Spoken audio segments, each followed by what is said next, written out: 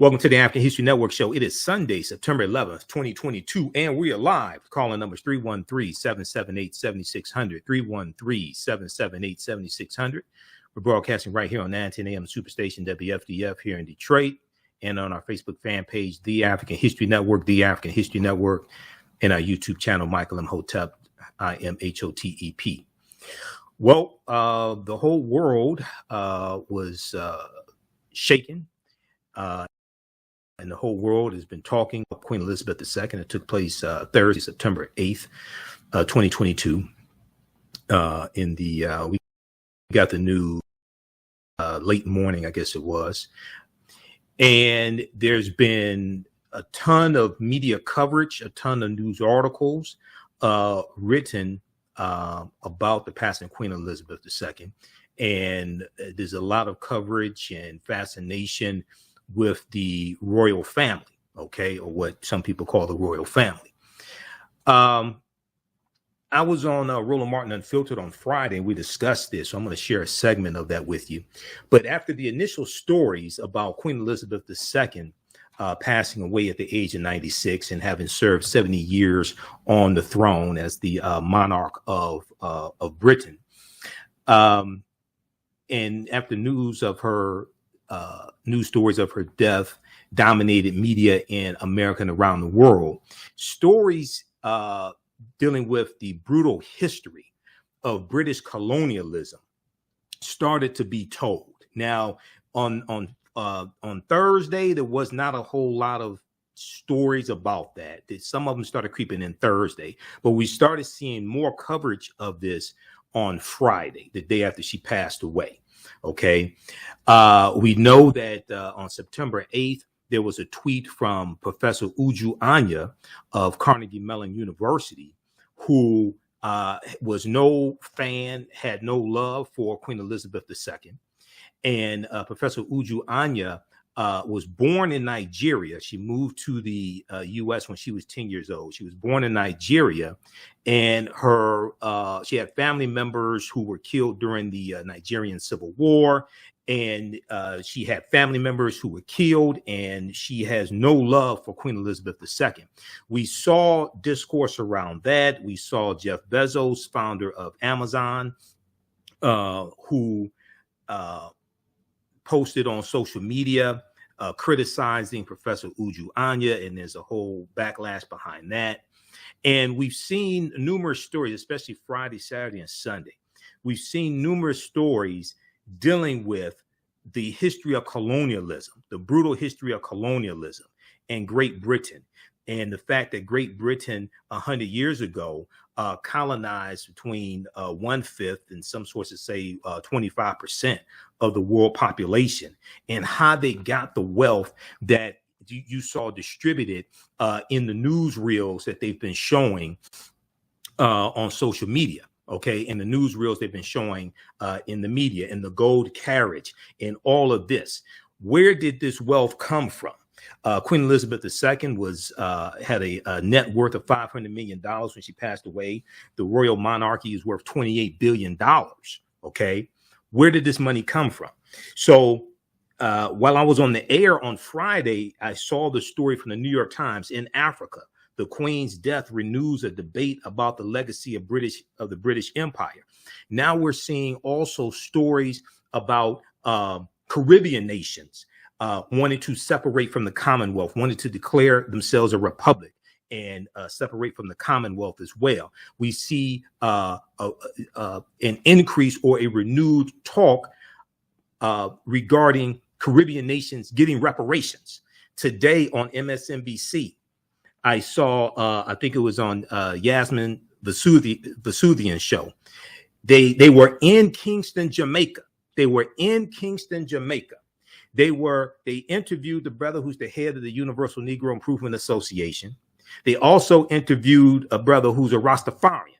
We know the UNIA, the Universal Negro Improvement Association, started in Jamaica in 1914, founded by Marcus Garvey.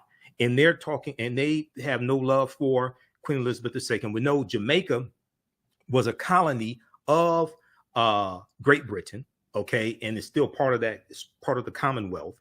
And Jamaica was hijacked from the Spanish by the British in 1655 when the when the British go to war with Spain.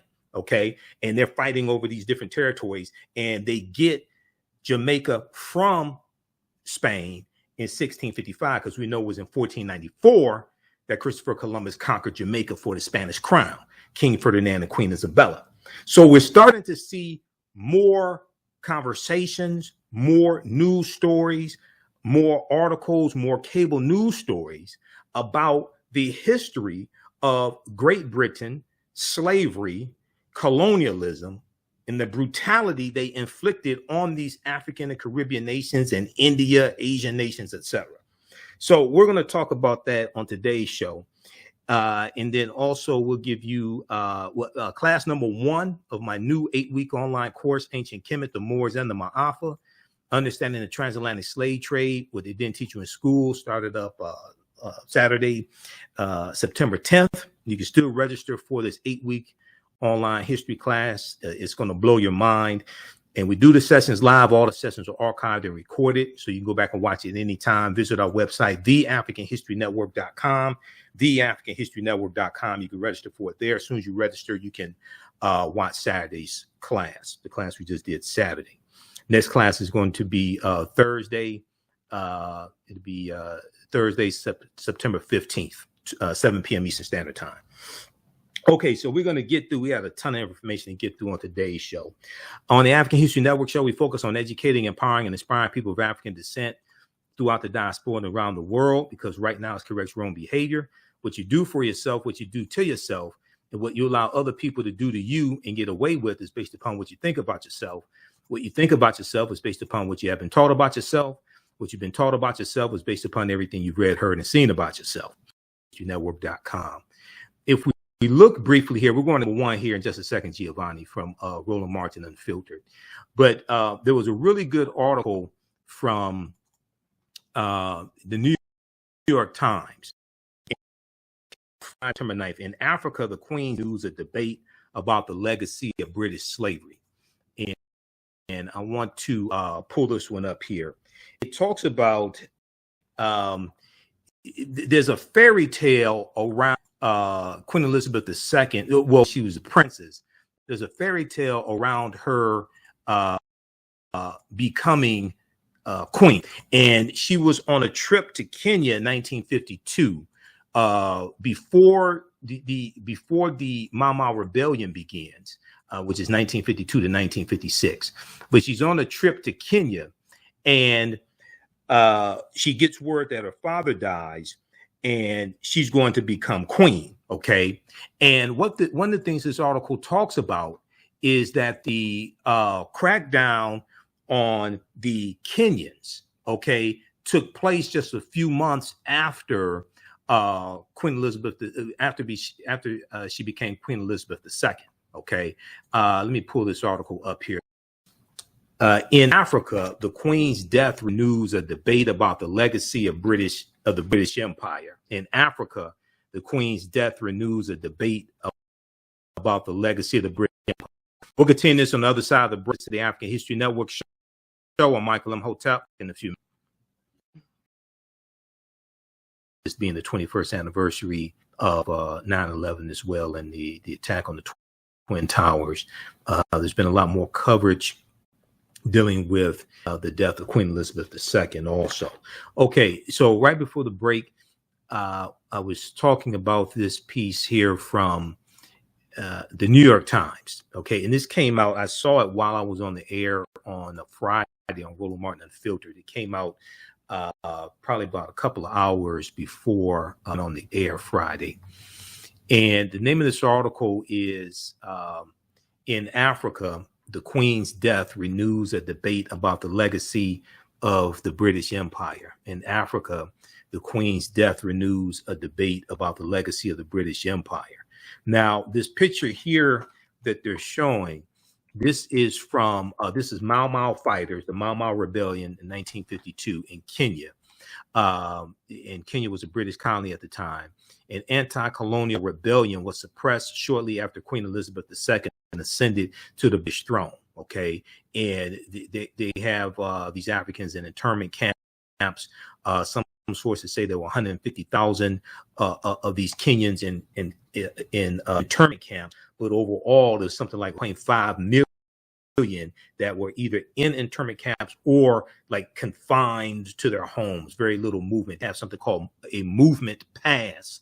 A movement pass, which is like travel papers or a travel pass during slavery. Okay, this is what these Europeans did. Now, in this article, it says it was while a young Elizabeth was on an official tour of Kenya in 1952 that she learned of her father's death and that she would become queen. The clampdown on Kenyans, which began just months after she ascended to the throne as queen, led to the establishment of a vast system of detention camps and the torture, rape, castration, and killing of tens of thousands of people. The torture, rape, castration, and killing of tens of thousands of people. They castrated African men, Kenyan men who were members of the Mau Mau Rebellion or suspected members. They raped African women. They also raped African men as well. Okay, this is under the British. All right, the British, the England that you see on the TV, and it looks like a storybook with all the kings and queens and princes and all this stuff. It was their military that did this. Now, there's another portion here. So this article, it talks about a Miss Mugo, M-U-G-O. The article starts out, though Queen Elizabeth II was revered by many in Africa, her death also reignited a different sort of conversation. One that touched on the legacy of the British Empire. Of the British Empire and the brutality the monarchy meted out to people in its former colonies to keep them in line. I added that portion, to keep them in line. But this is what the article from the New York Times says. Okay, written by Abdi Latif Dahir, Lindsay Chutel, and Elian Peltier. In a younger generation of Africans growing up in a post-colonial world, some lamented that the Queen never faced up to the grim aftermath of colonialism and empire or issued an apology, because there was this they have not issued an apology for slavery or colonialism. Now, they've said things like when in November 2021, when Prince Charles, now King Charles III, when he was in Barbados, when Barbados declared their independence from Great Britain, he mentioned the atrocity of the transatlantic slave trade. Okay. And he said it was if I remember correctly, he said it was abhorrent. Okay. So they'll say things like this. Oh, it was so horrible. Oh, it was abhorrent. Okay. They don't apologize for the transatlantic slave trade. And they were in Britain was involved in the transatlantic slave trade from 1562 when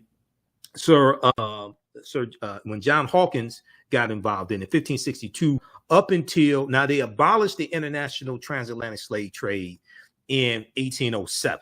We've talked about this here on the show before. This is where all this history comes together. All this history comes together with politics, current events, everything.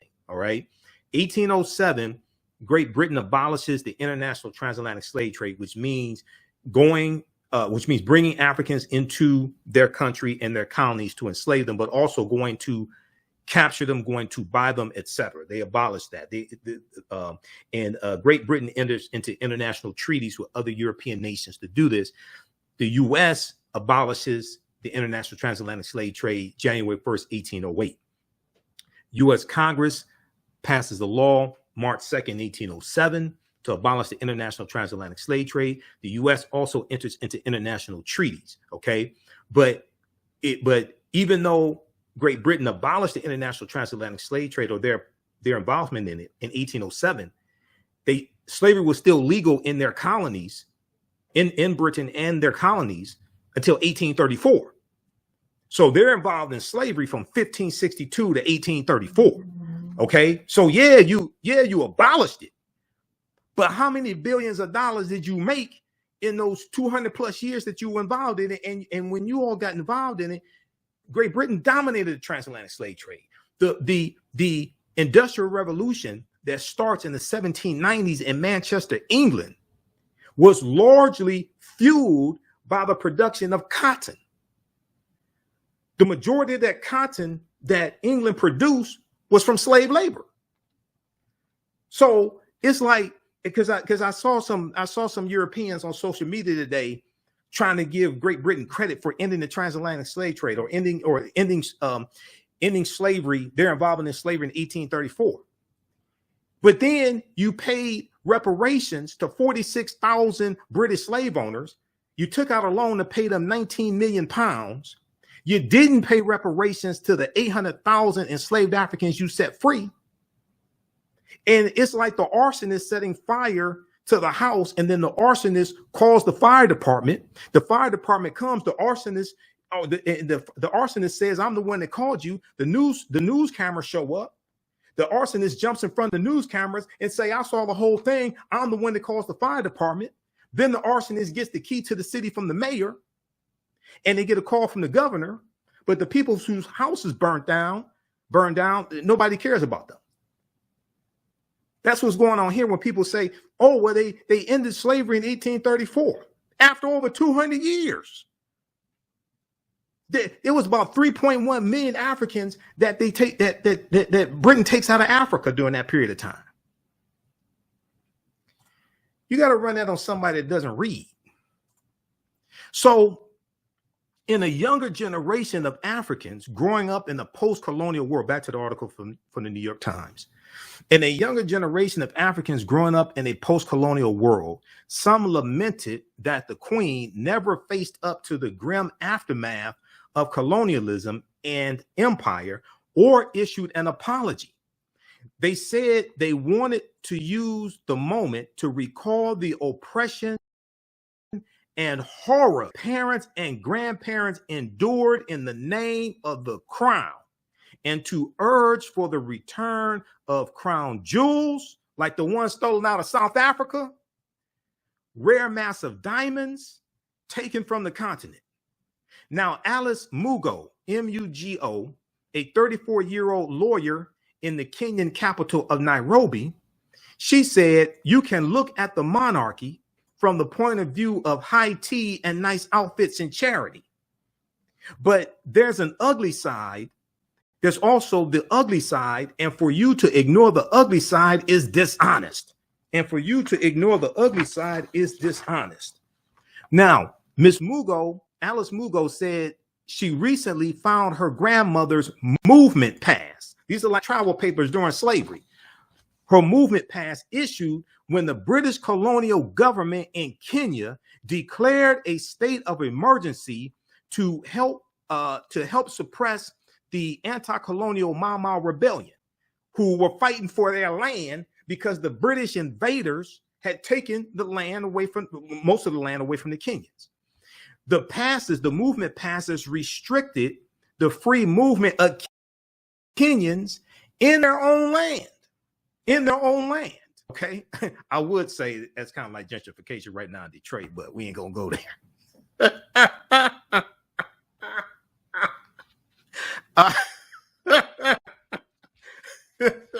Okay.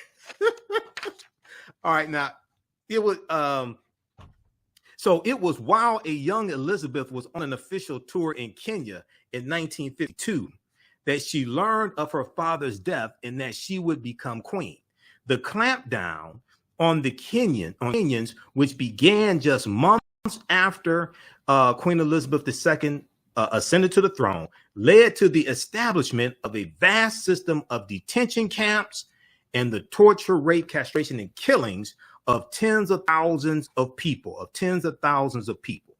Okay, now the mourning, M-O-U-R-N-I-N-G, the mourning, those mourning the Queen's death, Miss Mugo said, Alice Mugo, were not aware of how her government robbed millions of basic freedoms, of how Queen Elizabeth's government robbed millions of basic freedoms. We're going to continue this on the other side of the break. We're going to let you hear what the economic freedom fighters of South Africa had to say as well. And we're going to go to this clip from Roland Martin Unfiltered that's gone viral also. This is the African History Network show. I'm Michael Imhotep. We'll be back in a few minutes. Hello, African History Network family. You've put it off for way too long. Now it's time to act for your family, your future, and the next generation. Get life insurance for that peace of mind and security for you and your loved ones. Build your financial foundations starting today. Your independent agent at Fortified Trust Life Brokers, with over a dozen strong A-rated life insurance companies to offer you the life protection you need when it comes to final expense, term life, whole life, mortgage protection, annuities, and more. They are currently licensed in Alabama, Georgia, and South Carolina. Don't let a pre-existing health condition hinder you from getting life insurance. You can get the affordable coverage you need today. Life insurance is only the beginning. Email them at Fortified Trust Life for a free fact sheet explaining the 5 basic building blocks for a strong financial foundation. It's their gift to you to help you fortify your future. Email them at fortifytl828@yahoo.com or call them at 706-339-5096 and leave a message. Fortify your future today. The work that I do is larger than the fashion industry. It's larger than the art world. And I believe that I was born to bring newness into this world. I'm Kaima McIntyre. I'm 24 years old and I'm an artist. I create everything from paintings to jewelry design, metaphysical jewelry to be specific, and fashion design. The only reason why my prom dress went viral is because people needed it. Within a few days of going viral, Notori Naughton reached out to me and she's like, I saw your dress, can you make me a dress? I was equally as shocked to be asked by a celebrity to design their dress at the age of 17. That's just one person, and the list just continues to go on to Janet Jackson, to Tyra Banks. It really hits home. That means that the discussion is happening on the grounds in real time. Welcome back to the African History Network show right here on 910 a.m. the Superstation, the Future Radio. It is Sunday, September 11th, 2022, and we are live. Okay, if you like this type of history that we share on the African History Network, and if you watch me also on Roland Martin Unfiltered, you can register for the online history classes that I teach. We had a new class that just started up on Saturday, September 10th, class number 1 of Ancient Kemet, the Moors, and the Ma'afa, understanding the transatlantic slave trade, what they didn't teach you in school. We deal with thousands of years of history and what led up to the transatlantic slave trade taking place as well. If you missed the class, as soon as you register, you can watch the classes. We do the sessions live. All the sessions are archived and recorded. You can go back and watch them anytime. Okay, so this class is on sale, $80, regularly $130. Even after the class is over with, you can still go back and watch the full course. Next class will be Thursday, September 15th, 7 p.m. to 8 p.m. Eastern Standard Time. 7 p.m. to 9 p.m. Eastern Standard Time. And then we have also a new class starting up on Tuesday, the other 8-week online course that I teach, from the Civil War to the Civil Rights Movement and Black Power, 1865 to 1968. And we look at history from 1803 through 1968, and to understand what happened to us, after slavery ended, what led to the Civil War taking place, etc., and how we got to where we are today, to understand where we need to go from here. Okay, so that's at our new website, TheAHNShow.com, TheAHNShow.com.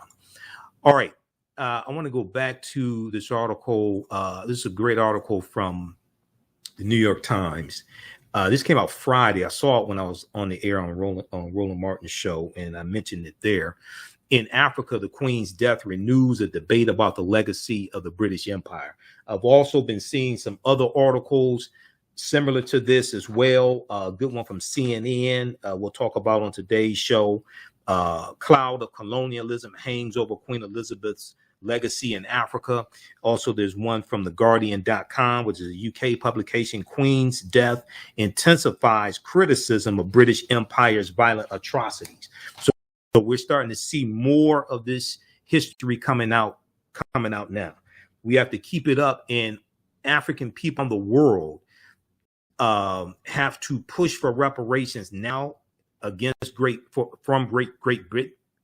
Britain, especially like we never have before, because international attention is on this. Okay, and we cannot let this moment pass. Now, back to this article here from the New York Times.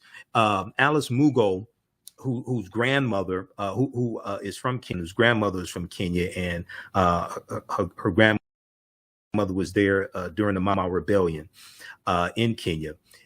She said those mourning the Queen's death were not aware of how Queen Elizabeth's government robbed millions of basic freedoms. Now, similar sentiments were echoed by African political party, the Economic Freedom Fighters, which said in a statement that it would not mourn the Queen, quote, because to us her death is a reminder of a very tragic period in the country and Africa's history.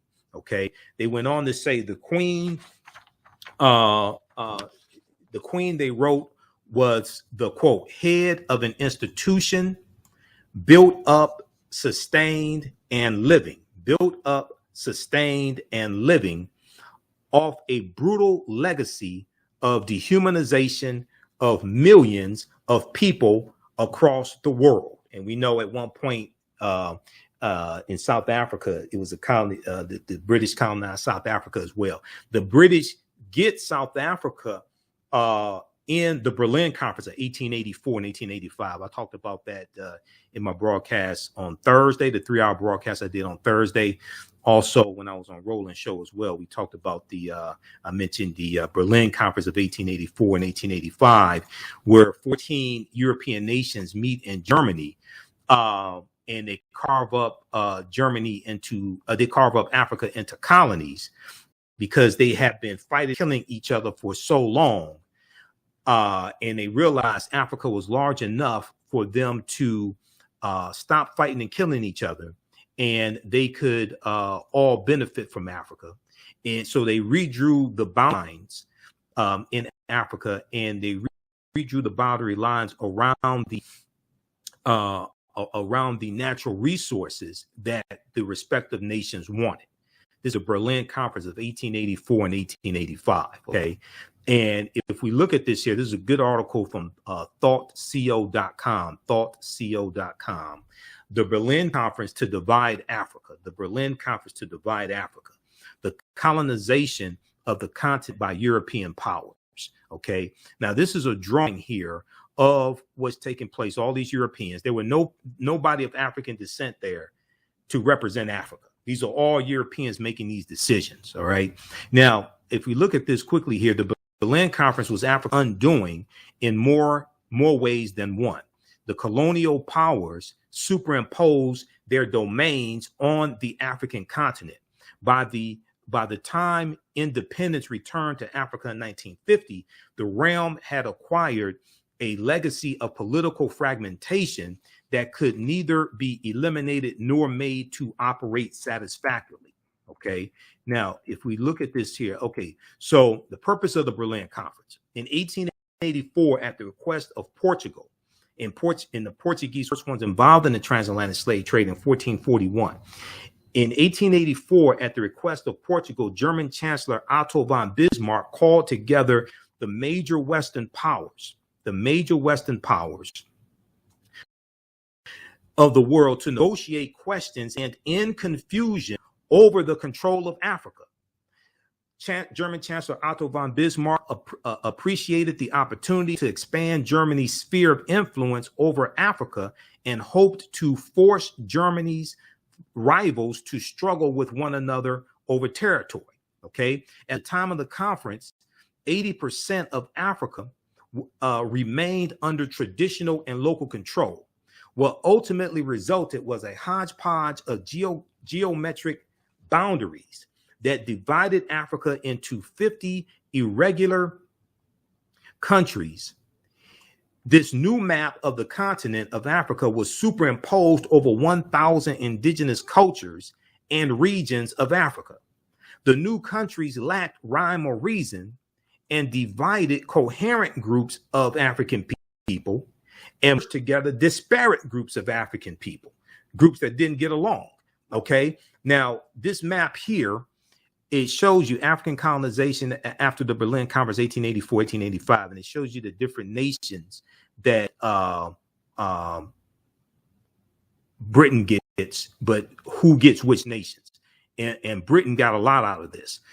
Countries represented at the Berlin Conference. 14 countries were represented by a plethora of ambassadors. When the conference opened in Berlin, November 15th, 1884, the countries represented at the time included Austria-Hungary, Belgium, Denmark, France, Germany, Great Britain, Italy, the Netherlands, Portugal, Russia, Spain, Sweden, Norway, which was unified from 1814 to 1905. Sweden, Norway, Turkey, and the United States.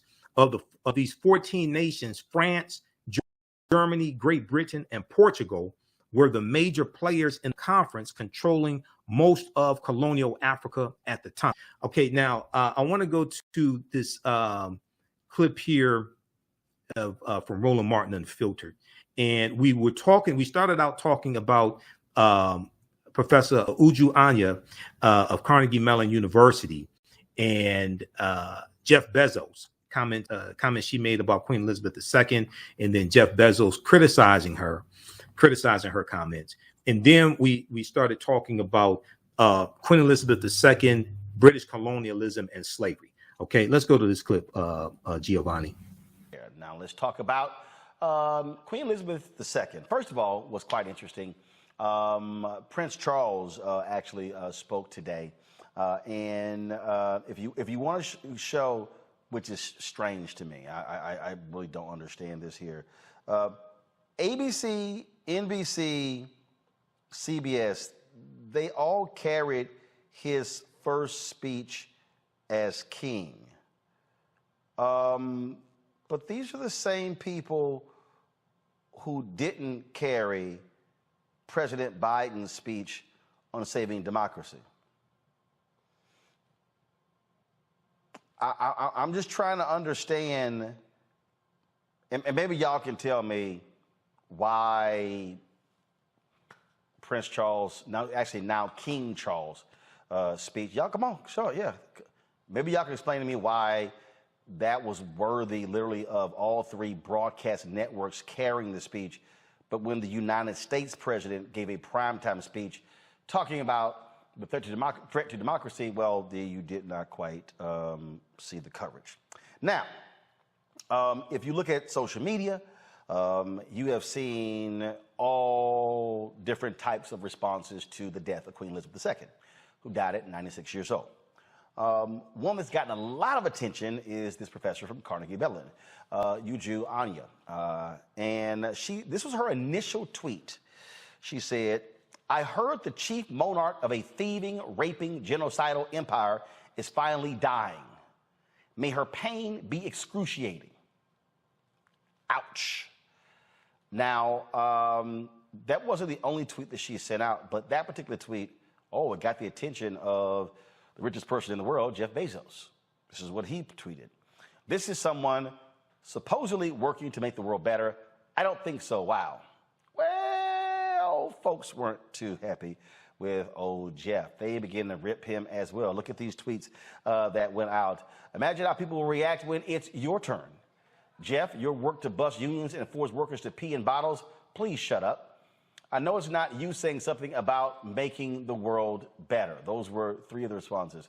"Pretty funny coming from the guy who could end world poverty and homelessness 100 times over and simply chooses not to. It's never too late to improve the labor conditions and pay of your warehouse workers. Your workers piss in bottles en masse. Sit this one out." Ouch. Headline: "Billionaire opposed to paying his employees well so that he can go to space complains about other people not making the world a better place.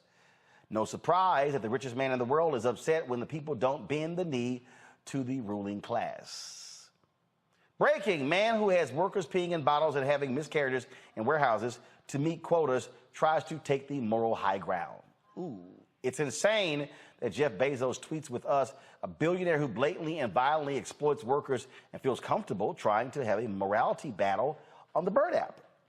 Now, the professor, Uju Anya, she didn't back down. Now, Twitter did delete that particular tweet from her, saying that it violated their standards.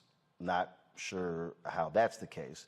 But when you begin to look at her Twitter feed, boom, she said, if anyone expects me to express anything but disdain for the monarch who supervised a government that sponsored the genocide that massacred and displaced half my family and the consequences of which those alive today are still trying to overcome, you can keep wishing upon a star. Yeah, I don't think she's going to be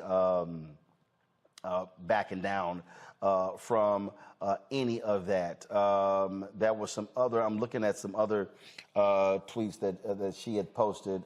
Again, she had, all kind of different tweets. She did respond to Jeff Bezos.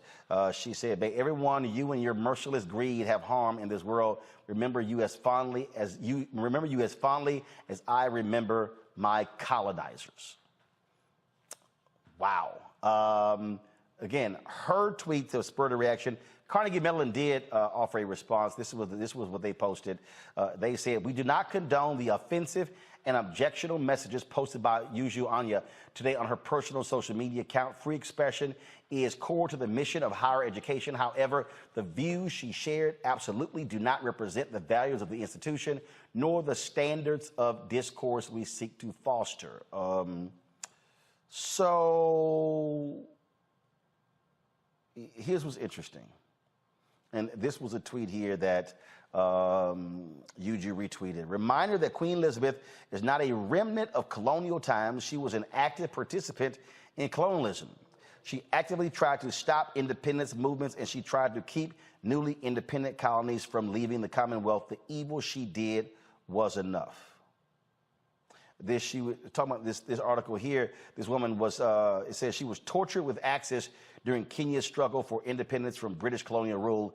As Britain celebrates the platinum jubilee of its monarch, this old fighter wants to send her a message: let Elizabeth bring what belongs to me. Let's go to my panel here. I find it's very interesting when I said this last night, Michael, it's very interesting when people, they have this view that when someone passes, you in the first 24, 48 hours, first week, you can't say anything bad about them. You hear the phrase, you can't say anything good about somebody, don't say anything at all. I saw a video, Dale Hughley, he said that people should have compassion when someone dies. But I saw these pieces, I saw this back and forth, and these tweets from Uju Anya, and she talked about how her family was devastated, how they were massacred. And in fact, there was an interview that she gave, and she said this to the person in the interview. She said, "I am the child and sibling of survivors of genocide. From 1967 to 1970, more than 3 million civilians were massacred when the Igbo people of Nigeria tried to form the independent country." And I said this, and I think it's important for us to say it. So people are angry that individuals who dealt with genocide because of British colonial rule are not celebrating her life the way they want them to. Yet again, people gladly condemned Fidel Castro. And so this goes to what I always talk about: the person that controls the narrative controls how we think and feel. And frankly, the view in this country is don't say anything bad about Queen Elizabeth II because she was a great, wonderful, happy person, and ignore colonial rule and its impact on indigenous people. Well, you know, Roland, this is one of the reasons why the Black Star Media Network is so important. And last night I did a 3-hour broadcast dealing with Queen Elizabeth II, British colonialism and slavery, because I watched a lot of the coverage all day long on MSNBC. That's basically what I had it on all day, watching MSNBC, and they didn't deal with any of that history.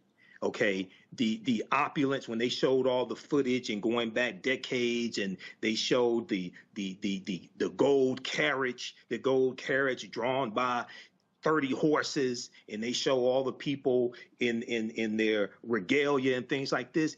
They don't talk about the British colonialism that exploited people, tortured people, enslaved people to create the billions of dollars. So you see that opulence displayed, So when now within the last maybe 3 hours, New York Times just published an article. In Africa, the Queen's death renews a debate about the legacy of the British Empire, and it deals with Kenya and the Mau Mau Rebellion. Okay, when you go, I did a lot of research yesterday on Queen Elizabeth, but also on Great Britain. When you look at how many African countries they got from the Berlin Conference of 1884, okay, and you look, they got the Gambia, Nigeria, where that sister's from, okay, they got Ghana, Sierra Leone, they got Kenya, Tanzania, Malawi, Zambia, Zimbabwe, South Africa, okay. When you go talk to those African people who have relatives who were killed by the British Empire, they have no love for her. They have no love for King Charles III. May 19th, 2022, when Meghan Markle married Prince Harry, I did a 2-hour broadcast, and I said, Black people watched the royal wedding and got teary-eyed, but you forgot about the transatlantic slave trade. Because I said she married into, this is no disrespect to Meghan Markle, I said she married into a family of colonizers. They're not colonizers because they're white. They're colonizers because Britain colonized 1/5 of the world population 100 years ago. 1/5 of the world population was under British rule. And they didn't rule with kindness. They didn't rule with a smile. They ruled with brutality.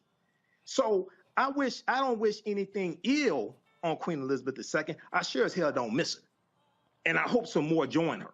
Seriously. Go study the history of the British Royal Empire and how they got what they got. These are some demons. These are colonizers. That's it. I understand. I may have expressed it differently than Uju Anya, but I totally understand what she's saying, because those were her relatives who were massacred by these white supremacists, by these colonizers, who then want to put a handshake and a smile. They won't even have a conversation about reparations with Jamaica. Jamaica's about to sue them for reparations. They won't even have a conversation about reparations.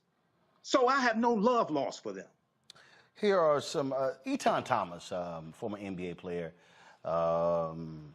Kelly, he posted a couple of videos on his Twitter feed. I thought, might as well play both of them. Just want to give folks a look at this. So check this out. In 2022, Her Majesty Queen Elizabeth II became the first British monarch to celebrate a Platinum Jubilee. The celebrations took place over a 4-day bank holiday. Millions of Brits partook in street parties, and people around the world joined in on the celebrations. But is celebrating the British monarch harmless fun, or does it normalize the monarchy's long history of colonialism? And is it a celebration of British imperialism? Here are 4 ways in which the British royal family has benefited from colonialism. They have historically benefited from the enslavement of human beings. In 1562, John Hawkins was the first Englishman to include African people in his cargo. He traded these people for ginger and sugar. On his next voyage in 1564, Queen Elizabeth I funded a vessel for his journey. The British East India Company was formed in 1600 to exploit trade with Southeast Asia. They did that by colonizing land and exploiting people through the transatlantic slave trade. The figure who signed the Royal Charter allowing this all to happen was also Elizabeth I. Between 1690 and 1807, an estimated 6 million Africans were transported from Africa to the Americas on British or Anglo-American ships. The royal family and the British Parliament protected the trade. After Elizabeth I's death, the Royal African Company was established in 1660 by the Duke of York. The company transported more than 187,000 slaves who were often branded DY, for the Duke of York. It's difficult to say how much the royals benefited from slavery, but many say it funded the entire British treasury. And it's safe to say that much of the monarch's significance, power, and wealth stems from the enslavement of Africans. Lucy Worsley, the chief curator of Royal Historic Palaces, says that all royal palaces from the 17th century have an element of money which was derived from slavery, including Kensington Palace and Hampton Court. The royal family was built on a legacy of stolen land, goods, and atrocities. Queen Elizabeth II's largest diamond, the Kohinoor, was stolen from a 10-year-old prince in India along with his land in the 19th century. It was transferred to Queen Mary in 1911 and was handed down to the current queen. Both India and Pakistan have asked for the diamond's return, but it's still very much owned by the crown. In India, between the 1700s and mid-20th century, an estimated $45 trillion was stolen by the British under the vestiges of the crown. Famines which occurred as a result of Britain's non-intervention policy led to the death of more than 30 million Indians. In 1947, Now, that was sort of like part one, then that was also a part two. Britain wanted to get Britain out of India quickly. The decision to carve up a country led to 15 million people being displaced and between 1 and 2 million people dying. Of course, this is just India. At its peak, Britain had colonized 25% of the world's surface. From the Mau Mau massacre in Kenya to concentration camps in South Africa, Britain, under the vestiges of the crown, has a long and bloody history of colonial atrocities, and the royals have historically been at the center of them. The prestige of the Commonwealth. The Commonwealth is an organization of 52 independent member states. What it actually is a collection of former British colonies and Rwanda and Mozambique. The Commonwealth originated after World War II, when much of India and Africa was becoming independent. The Commonwealth claims that it is an association of sovereign nations working towards shared goals of prosperity, democracy, and peace. But critics say that the association promotes neocolonialism through free trade agreements, which favor more developed economies. British companies own more than $1 trillion of Africa's key resources. The Queen is the head of the Commonwealth, and Charles has been appointed her successor, which allows the British monarchy to remain in a position of international privilege and go on tours of Commonwealth countries. But that's not all. So, Kelly, what you're now seeing, I saw a story on CNN, I saw some other stories, that you're seeing now reporters now, the next day, follow what people are saying and have to do these stories because you just kind of can't ignore it. Well, you can, but it's a little hard when now it's more of a democratic situation where the media isn't the gatekeepers, and now people can actually drive with independent media, with social media. So if they're not talking about it, the public still can. I think it's one of the many benefits that we take for granted when it comes to social media. And that is, like you said, the gatekeeping of information by mainstream media is no longer. We can actually seek out real information, the truth, if you will, about pretty much anything we want to find out. When it comes to the death of Queen Elizabeth, it is interesting to me how my timeline has been split. You have the people who love talking about, the royals and all the glitz and the glam, and, they're mourning her death. But on the other side, similar to the professors, do you see what her and her family have destroyed over the course of 70 years and even beyond that, on both ends of the timeline? I think you cannot take away the fact that whenever you are in power to this degree, you can be a nice person individually, but at the end of the day, you got that power by being just demonic, such as Michael said. I didn't want to say that word, but it really is several crimes against humanity, several unethical decisions, several evil decisions that brought about this monarchy, this level of power. So I understand people's pain and to some extent celebration of her passing, because it marks the end of an era. And considering how her successor, her son, is not necessarily nearly as favored as she has been, I'm curious to see just how strong the Commonwealth is going to be after, the funeralization of her and him being crowned and all those things. I'm curious to see how he is going to try and keep it all together if it's even possible in this day and age, because again, we have the information necessary to research and to frankly rebel against this properly, because we know what happened, we know how they got their wealth, and people want their things back. They want their diamonds back, they want their wealth back, they want their prestige and their dignity back, and people are going to fight for that. Countries are going to fight for that. Hello, African History Network family. You've put it off for way too long. Now it's time to act for your family, your future, and the next generation. Get life insurance for that peace of mind and security for you and your loved ones. Build your financial foundations starting today. Your independent agent at Fortified Trust Life Brokers, with over a dozen strong A-rated life insurance companies to offer you the life protection you need when it comes to final expense, term life, whole life, mortgage protection, annuities, and more. They're currently licensed in Alabama, Georgia, and South Carolina. Don't let a pre-existing health condition hinder you from getting life insurance. You can get the affordable coverage you need today. Life insurance is only the beginning. Email them at Fortified Trust Life for a free fact sheet explaining the 5 basic building blocks for a strong financial foundation. It's their gift to you to help you fortify your future.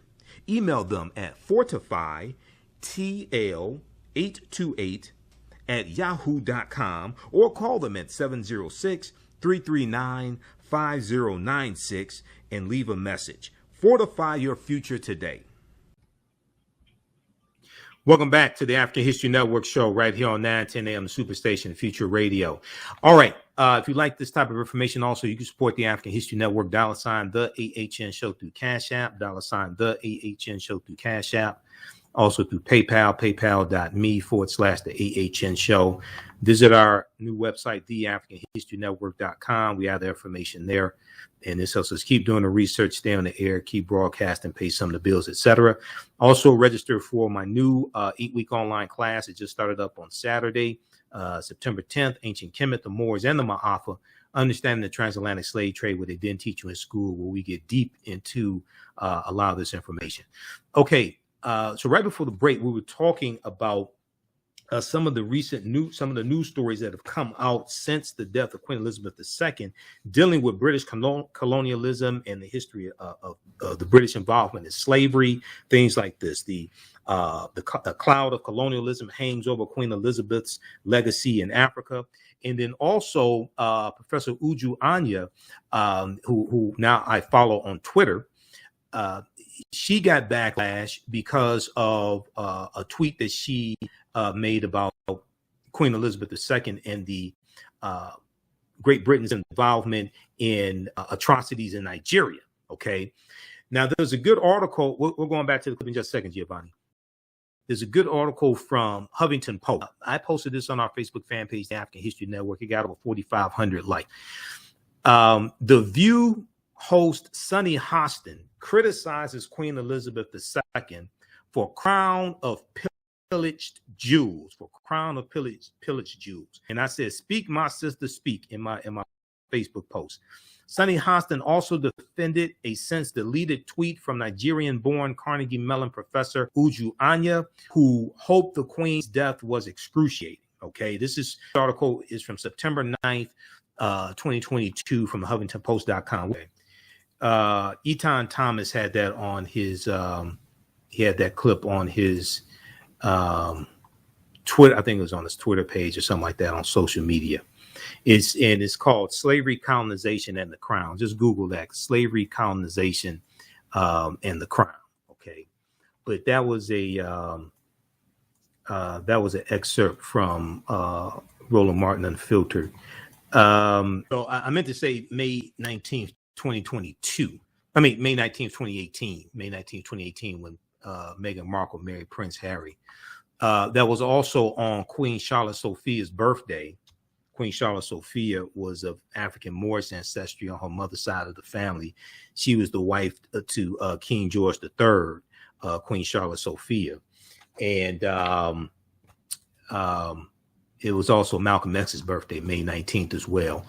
There's an article from the Washington Post, and we deal with this in my class. There's an article from the Washington Post dealing with Meghan Markle.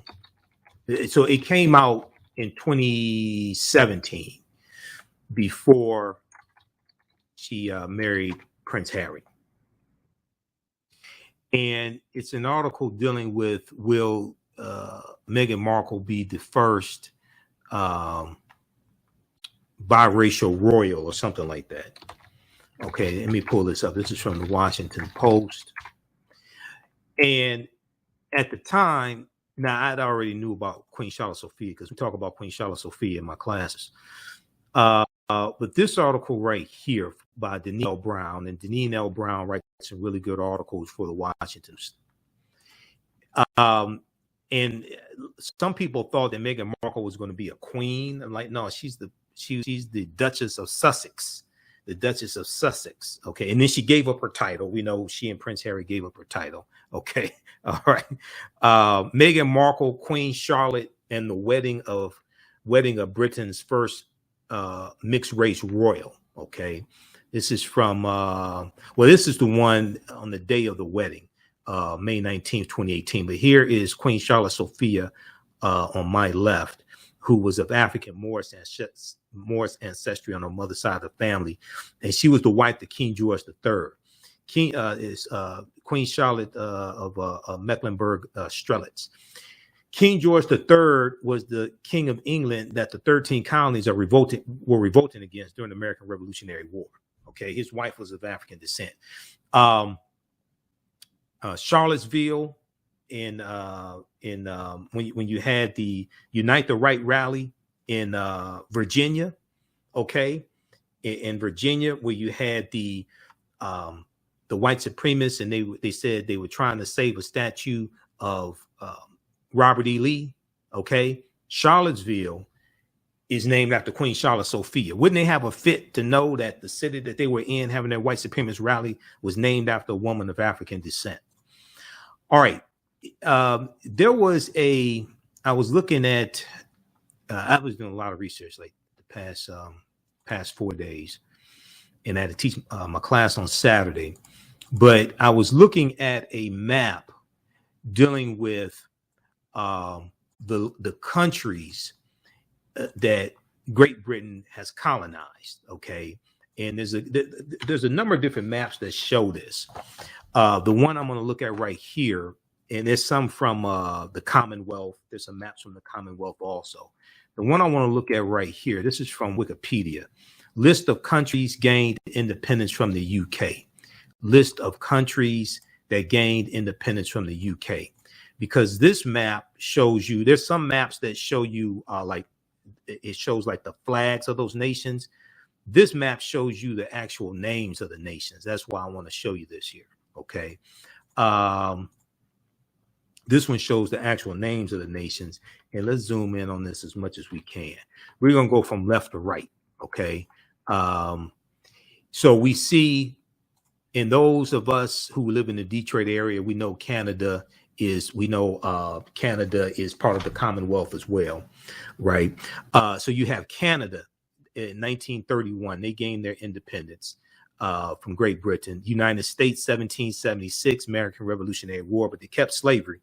They fought for their freedom, but not ours. Jamaica, 1962, Belize, 1981, Antigua and Barbuda, 1981. Now, Barbuda is looking at becoming a republic and leaving the Commonwealth. They were talking about that on MSNBC today. St. Kitts and Nevis, 1983. St. Lucia, 1979. St. Vincent and the Grenadines, 1931. Guyana, 1966. Trinidad and Tobago, 1962. Barbados, 1966. That's where Rihanna's from, Barbados. Now, November of 2021, Barbados announced that they were breaking away from Great Britain and forming themselves as a republic. Okay, they already had declared their independence in 1966, but here they're forming themselves as a republic, and so that Queen Elizabeth would not be the head of state anymore. Grenada, 1974. Dominica, 1978. The Bahamas, 1973. Okay. Then we go over to Ireland, 1922. Malta, 1964. Cyprus, 1960. Jordan, 1946. Iraq, 1932. Kuwait, 1961. Bahrain, 1971.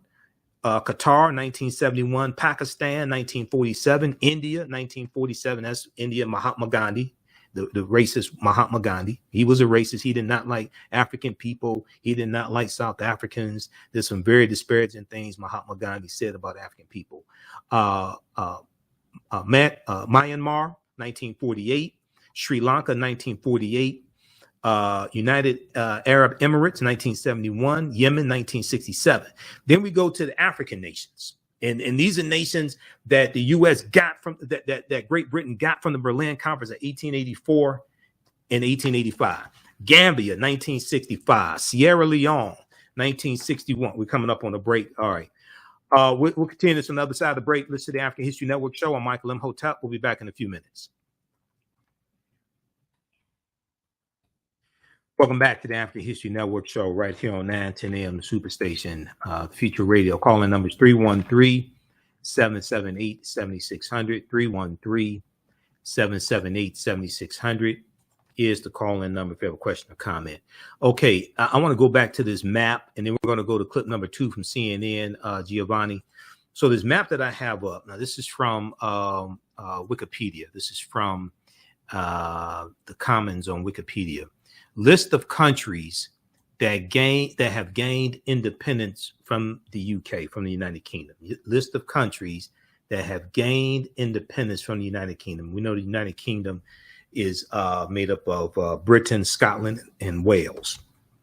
But those in control, this was the British Empire. Okay, and at one point, about 100 years ago, about 1/5 of the world's population, and some sources say 25% of the world's population, was under British rule. They were colonies of Great Britain. So when we look at these African countries, these are countries that the U.S. got, Great Britain got basically from the Berlin Conference of 1884 and 1885 that we talked about a few minutes ago.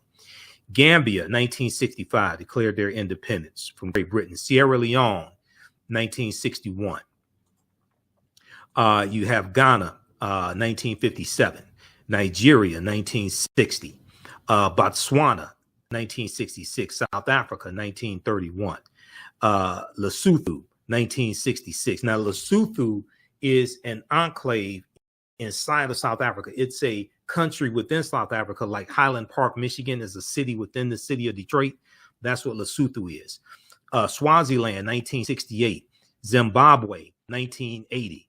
Malawi, 1964. Tanzania, 1961. Zambia, 1964. Kenya, Zambia, 1964. Hold on. Kenya, 1963. Let's zoom in back in on this here. Uganda, 1962. Hold on. Where are we? Okay. Uganda, 1962. Sudan, 1956. Egypt, 1922. Okay. So that's just Africa right there. Those are just African nations. Okay. And then you look at Australia, 1942, declared their independence. Brunei, Malaysia, 1957. Papua New Guinea, 1975. We look at Solomon Islands, 1978. Tonga, 1970. Fiji, 1970. New Zealand, 1947. Okay, there are a few others. You can check those out. Nauru, 1957. You can check out this map. Okay, these are just the nations that gained their independence from the United Kingdom. All right, so when you go through and look at this map, and especially when you look at in the broadcast I did on Thursday, and also in my class on Saturday, we went through and looked at a map of the nations that Great Britain got from the Berlin Conference, of the African nations Great Britain got from the Berlin Conference. Is one thing to, just read the names of the nations here. It's one thing just to read the names of them. But then when you look at the map and see where they are and you see how many Great Britain got, then you start understanding, you start having a better understanding of this. I want to go to clip number, before we go to clip 2 here, there's another good article. This is from Reuters.com. Reuters.com. Okay. Charles succession stirs Caribbean calls for reparations. Now on MSNBC today, somebody must have lit a fire under the sister that runs MSNBC now. Sister, you got to make your money for these white people. I totally understand that, but they were in Kingston, Jamaica today, interviewing the head of the Universal Negro Improvement Association. Now, hopefully they do that on Monday. It's one thing to do it on Saturday and Sunday when not a lot of people are not watching. Hopefully they continue this on Monday and Tuesday. Have them on Morning Joe on Monday morning. Have them on Morning Joe. Have the discussion about reparations on Morning Joe Monday morning. Okay, but they were in Kingston, Jamaica, and talking about Jamaica wanting reparations from Great Britain and the atrocities that happened in Jamaica. But this article right here from Reuters.com, Charles secession stirs Caribbean calls for reparations, removal of monarch as head of state, removal of monarch as head of state. Okay, now the ascension of King Charles to the British throne has stirred renewed calls from politicians and activists and former colonies in the Caribbean to remove the British monarch as their head of state, and for Britain to pay slavery reparations, Now, King Charles succeeds his mother, Queen Elizabeth II, who ruled for 70 years and died on Thursday afternoon, September 8th. The Prime Minister of Jamaica said his country would mourn Elizabeth, and his counterpart in Antigua and Barbuda ordered flags to half staff until the day of her burial. But in some quarters, there are doubts about the role a distant monarch should play in the 21st century. Earlier this year, some Commonwealth leaders expressed unease at a summit in Kigali, Rwanda, about the passage of leadership of the 56 nation club from Elizabeth to Charles. That's the Commonwealth, the 56 nations that make up the Commonwealth. And an 8-day tour in March of 2022 by now heir to the throne, Prince William, and his wife, Kate Middleton, to Belize, Jamaica, and the Bahamas was marked by calls for reparation payments and an apology for slavery. Now, we covered that tour that they did. We covered that here remotely because I wasn't there on location. We covered it here on the African History Network show, and we dealt with how those African people in those Caribbean nations were calling for reparations. As the role of the monarchy changes, we expect this can be an opportunity to advance the questions of reparations for our region. Nyambi Hall Campbell, a 44-year-old academic who chairs the Bahamas National Reparations Committee, said on Thursday, September 8th. Nyambi Hall Campbell sent condolences to the Queen's family and noted Charles' acknowledgement of the, quote, appalling atrocity of slavery at a ceremony last year, 2021, marking the end of British rule as Barbados became a republic. We dealt with that here on this show also. when Barbados held their ceremony, and we talked about King Charles referring to slavery as an appalling atrocity. He did not offer an apology. He did not offer an apology. Okay. Now, it's important also to note, based upon their constitution in Britain, in England, there's a parliament. That's their government, their structure, like the House of Representatives in the U.S. Senate here. There's a parliament. They have a prime minister. That's the equivalent to our president. The royals don't get involved in politics. The royals don't write policy. They don't get involved in politics. However, Queen Elizabeth II did meet with members of parliament every week. Now, I don't know what they met about. But the royals don't get involved in politics. Now, he did call the slavery an atrocity. They, however, have never offered an apology for slavery. Now, also, Queen Elizabeth II, her net worth was $500 million. Okay. The monarchy, let me see how they express this. We look at this piece here from Cosmopolitan that I talked about on our special broadcast on Thursday. It deals with the Queen Elizabeth II net worth. Okay. We'll go to that clip when we come back from the break, Giovanni. Clip 2, wondering how high Queen Elizabeth II's net worth was before she passed. Wonder no longer. They updated the article because this was a piece that really came out before she passed away. They've updated it since then.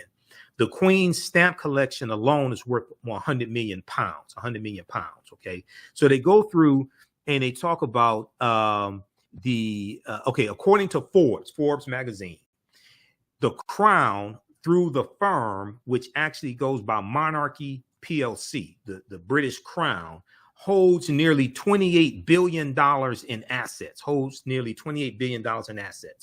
Quick tally of the various assets. The Crown Estates holds 19.5 billion. Buckingham Palace is worth 4.9 billion. The Duchy of Cornwall holds 1.3 billion. The Duchy of Lancaster holds 748 million. Kensington Palace, which is a palace that you're hearing about a lot now. Kensington Palace has an estimated worth of $630 million, and the Crown Estate Scotland holds $592 million. Okay. Now, she had a net worth of $500 million. That aside, okay. As well. So you can read the rest of this article here.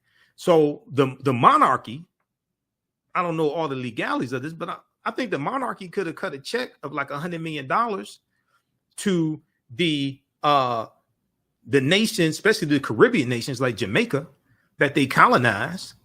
The monarchy, because I'm not talking about going through parliament. I'm just talking about what the monarchy controls. We know she was worth $500 million. She could have sent some money to those nations out of her own pocket. We'll deal with this on the other side of the break. Listen to the African History Network show. I'm Michael Imhotep. We'll be back in a few minutes. Welcome back to the African History Network show right here on 910 AM Superstation, the Future Radio. Okay. We were talking about this article right before the break from Reuters.com. And this piece deals with a renewed call for reparations from Caribbean nations, okay, after the death of Queen Elizabeth II. The name of this article, once again, session stirs Caribbean calls for reparations, removal of monarch as head of state, okay? So if we go back to where we left off right before the break, we know that when then Prince Charles attended the ceremony of Barbados becoming a republic, he mentioned the atrocity of slavery. Okay. He acknowledged the appalling atrocity of slavery, didn't offer an apology. However. Now, Nyambi Hall Campbell said she hopes King Charles would lead in a way reflecting the quote, justice required of the times, the justice required of the times, and that justice is reparatory. Justice is reparatory justice, and that justice is reparatory justice, end quote. Now, more than 10 million Africans were shackled in the transatlantic slave trade. Transatlantic slave trade database puts it at 4.5 million. Many people think that's still undercounting it. Between the 15th and 19th centuries, those who survived the brutal voyage were forced to labor on plantations in the Caribbean and the Americas, like in Brazil. Jamaican reparations advocates Rosella Hamilton said King Charles III's comments at the Kigali conference about his personal sorrow of slavery offered, quote, some degree of hope that he will learn from the history, understand the painful impact that many nations have endured till today, and address the need for reparations. Okay, she said it offers some degree of hope that he will learn from the history, understand the painful impact that many nations have endured till today, and address the need for reparations. All right, now, the king did not mention reparations in the Kigali speech in Rwanda. The Advocates Network, which Hamilton coordinates, published an open letter calling for apologies and reparations during William and Kate's visit. The Queen's grandchildren have the chance to lead the reparations conversation. Hamilton said. Now, Jamaica's government last year in 2021 announced plans to ask Britain for compensation for forcibly transporting an estimated 600,000 Africans to work on sugarcane and banana plantations in Jamaica that created fortunes for British slaveholders. Quote, whoever will take over the position should be asked to allow the royal family to pay African people reparations, said David Denny, General Secretary of the Caribbean Movement for Peace and Integration from Barbados. Quote, we should all work towards removing the royal family as head of state of our nations, he said.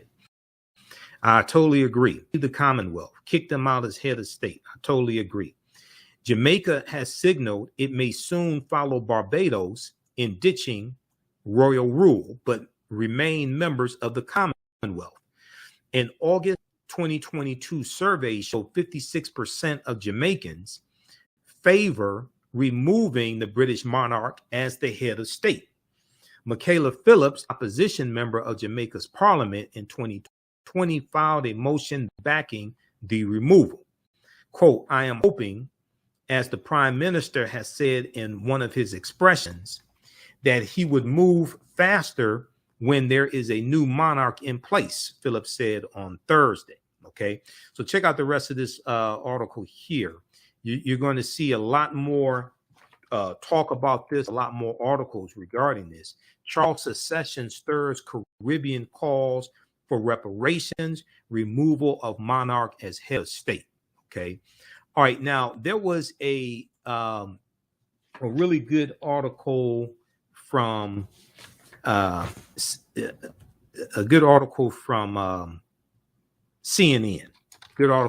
CNN called "Cloud of Colonialism Hangs Over Queen Elizabeth's Legacy in Africa." Cloud of Colonialism hangs over Queen Elizabeth's legacy in Africa. And I posted this on, I think I posted on my personal page on Facebook. Okay. I don't remember if I posted on our fan page or not. But this ties into this next clip that I want to go to. Now, this clip here, I actually posted on my Instagram page, Michael Imhotep on Instagram. And we posted this on our Facebook fan page, the African History Network. Okay. And this deals with mixed feelings. This deals with mixed feelings that Africans have regarding the passing of Queen Elizabeth. Let's go to clip 2, Giovanni. There's a complicated legacy on the African continent. The fairy tale is that Queen Elizabeth went up the treetops here in Kenya, a princess, and came down a queen, because when she was here in Kenya, she learned that her dad had died and she was to be the queen. But that also was the start of the 8 years after that the Kenyan colonial government cracked down. The British colonial government cracked down brutally on the Mau Mau rebellion against the colonial administration. They herded more than 1 million people into a concentration camp where they were tortured and dehumanized. And so across the African continent, there have been people who are saying, I will not mourn for Queen Elizabeth because my ancestors suffered great atrocities under her people and that she never fully acknowledged that. And that is why among African Twitter, among Black Twitter and social media, there's been many people who are ungovernable with takes that maybe don't quite follow the official state religion, which is why you see a statement like this from the South African opposition party, the Economic Freedom Fighters, that said, we do not mourn the death of Elizabeth because to us, her death is a reminder of a very tragic period in this country and Africa's history. During her 70-year reign as queen, she never once acknowledged the atrocities that her family inflicted on native people that Britain invaded across the world. If there is really life and justice after death, may Elizabeth and her ancestors get what they deserve. There are people on social media who are calling out this sort of statement for saying this is not the right time, you should honor the dead. But the critics say, when is really the right time to talk about the legacy of colonialism and the many, many after effects that continue to live with us today? But many African leaders are paying tributes to Queen Elizabeth, including the Kenyan president-elect William Ruto, who's called her 70-year reign and guiding of the Commonwealth as admirable. You saw, for instance, a statement from President Muhammadu Buhari of Nigeria that said, my family and the more than 200 million Nigerians have learned with immense sadness of the passing of Queen Elizabeth and the end of her unique and wonderful 70-year reign. She was the only British sovereign known to 90% of our population. And while there are people who supported President Buhari for that, he has gotten a lot of criticism for that sort of sentiment. To use the slang of the times, he's gotten racial for many people seeing him ignoring the impact of British colonialism in Nigeria. Michael. Yeah, honoring the woman, but acknowledging the stain of colonialism. Okay, that was a clip from CNN dealing with that history. In the piece that I shared from the New York Times, dealing with in Africa, the Queen's death renews a debate about the legacy of the British Empire. They have the statement from the economic freedom fighters in South Africa, and they have a link to the Twitter page. We could read their full statement. Okay. So check that out, because they said they don't mourn the death of Queen Elizabeth as well. South Africa was a colony of Great Britain. I can't say that I blame them. A few minutes ago, before a couple of breaks ago, we talked about briefly this article from the Huffington Post, which deals with Sonny Hostin of The View. And I posted this article on our fan page, the African History Network. It got over 5,500 likes. And I said, speak, my sister, speak. I totally agree with Sonny Hostin's comments. And I appreciate her, a celebrity of her stature. I appreciate her using her platform to speak truth to power and push this out in the forefront. The View host Sonny Hostin criticizes Queen Elizabeth II for crown of pillaged jewels. Hostin also defended a since deleted tweet from Nigerian-born Carnegie Mellon professor Uju Anya, who hoped the Queen's death was "quote unquote" excruciating. Okay, and here's Sonny Hostin. When Queen Elizabeth II died Thursday at 96, in her book Scottish Residence, in her Scottish residence of Balmoral, thousands of Brits took to the streets in mourning.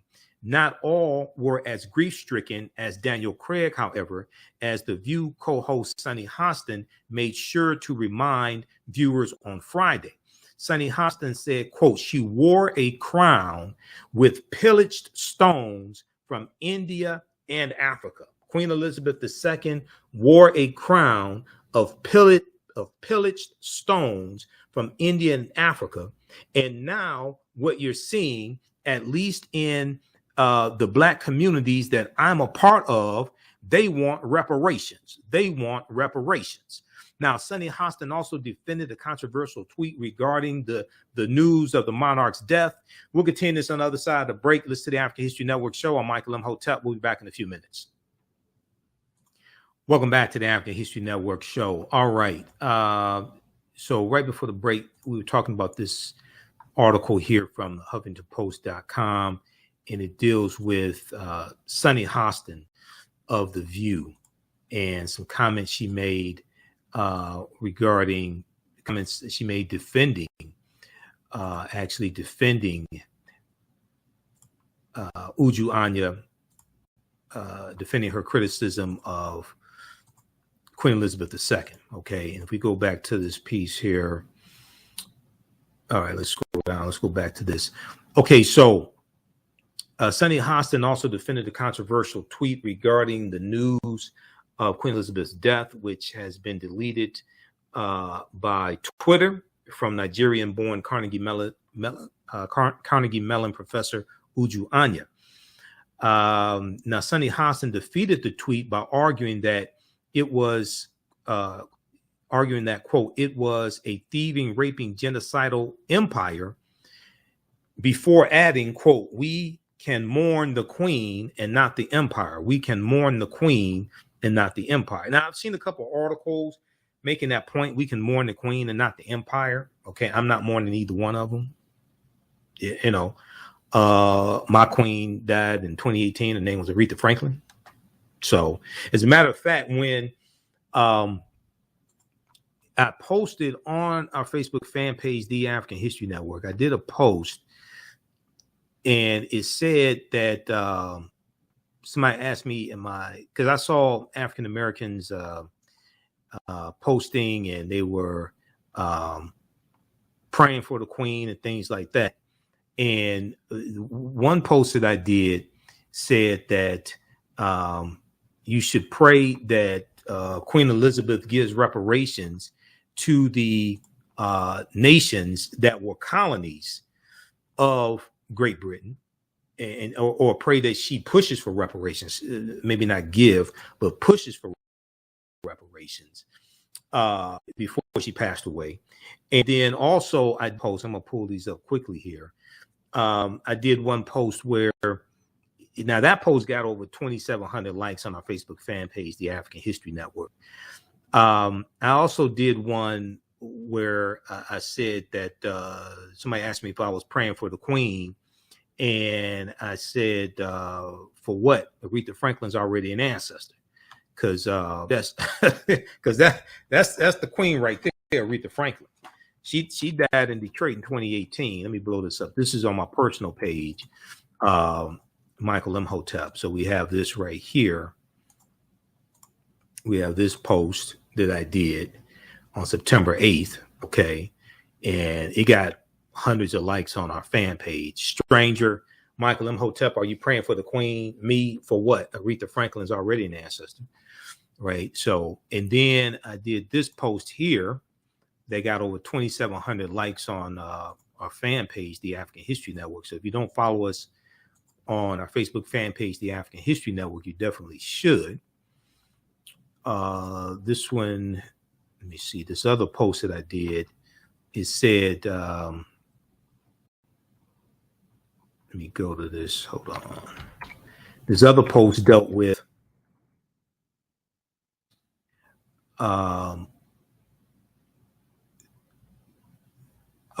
this other post dealt with praying for the queen as well. Queen Elizabeth, let me see if I could find that one also. This dealt with, saying that you should pray she pushes for reparations before she dies. Okay, can we get to that one? All right, we'll try to bring that one up also. I can't find that one right now. But anyway, That one got a huge response as well. Okay, now, oh, this one right here. Let's pull this up. Okay, let me show this here on the screen.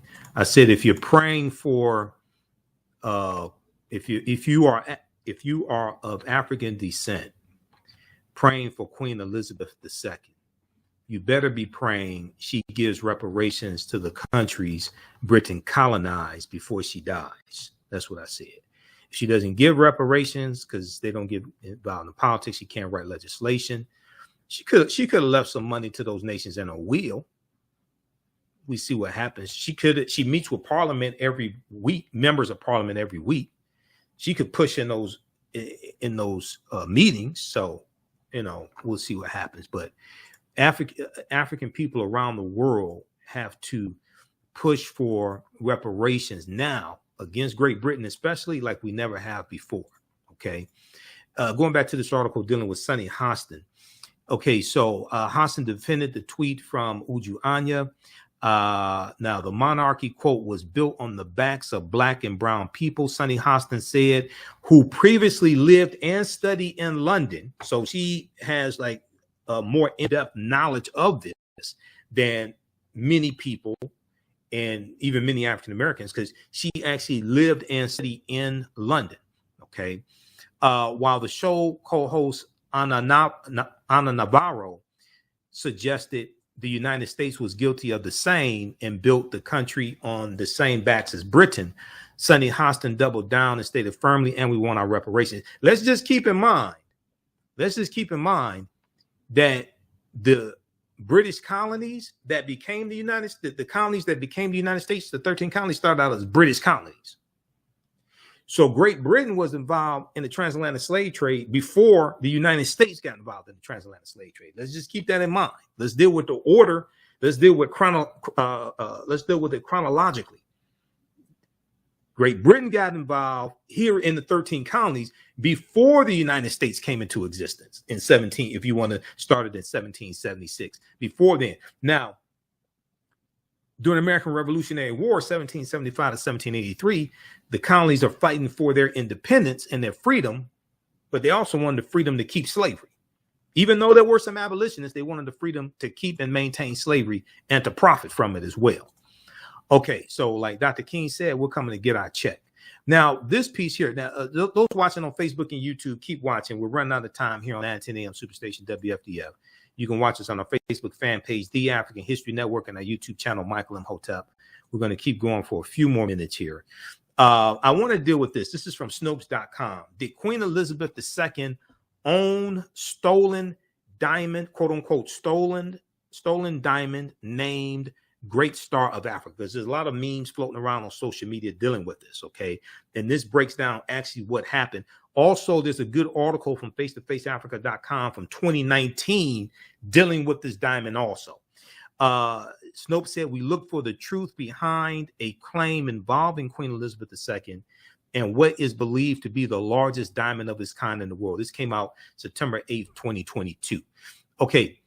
So those watching on Facebook and YouTube, keep watching. We're going to deal with this here in just a minute. Visit our website, TheAfricanHistoryNetwork.com. Register for our new 8-week online class that started up, Ancient Kemet, the Moors, and the Ma'afa. Understand the transatlantic slave trade, where they didn't teach you in school. And support the African History Network. We have to get out of here. Right now, it's correct your own behavior. It's not over till we win. Wakanda forever. We'll talk to you next week. Peace. All right, stand by. Okay, let me go to this. Let me go to this quickly. Then we have to get out of here. And some of this information, a lot of this information, we get deeper into the class in.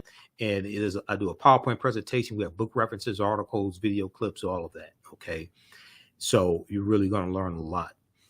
The article from right here from Snopes. This is what I want.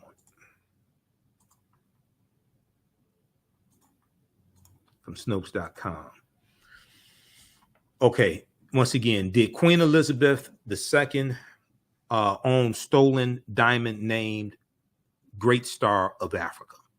So Snopes goes through and they investigate internet internet conspiracy theories, internet memes, things floating around, claims floating around on social media. They go through and investigate that, and they show you their evidence. They go through, research it, and show you what they found. Okay, so they talk about on the morning of Queen Elizabeth II's death at the age of 96, before the news was made public, the Twitter account Africa_archives tweeted, Queen Elizabeth II owns the largest clear-cut diamond in the world, known as the Great Star of Africa. The 530-carat gem was mined in South Africa in 1905. It was stolen from South Africa. It has an estimated worth of $400 million. Here's the tweet from Africa_archives. Okay. And they show her with the wearing the crown here. All right, now the rumor then continued in the second tweet that said the British claim that it was given to them as a symbol of friendship and peace, yet it was during colonialism. The British claim that it was given to them as a symbol of friendship and peace, yet it was during colonialism. The British then replaced the name. Replaced the name, the Great Star of Africa, with the name of Chairman of the Mine, Thomas Cullinan, Cullinan. The British replaced the name, the Great Star of Africa, with the name of the Chairman of the Mine, Thomas Cullinan, the diamond mine. Okay, so and then they show the diamond here and the crown. Okay, now in this story, we'll take a look at all of the facts regarding the history of the diamond, including its discovery, purchase, transfer, and controversy. Now, the Cullinan diamond on January 26, 1905, a 3,106 carat diamond was discovered in the premier mine in the Transvaal province of South Africa. It was given the name Cullinan after the mine's chairman. Thomas Cullinan. He was born in South Africa, according to author Nigel Helm's 1974 biography of the diamond magnet. Now, according to Britannica.com, the original uncut Cullinan diamond was then purchased by the local Transvaal government and was presented in 1907 to the reigning British monarch, King Edward VII. The 1907 purchase was made for 150,000 pounds, CullinanDiamond.com reported.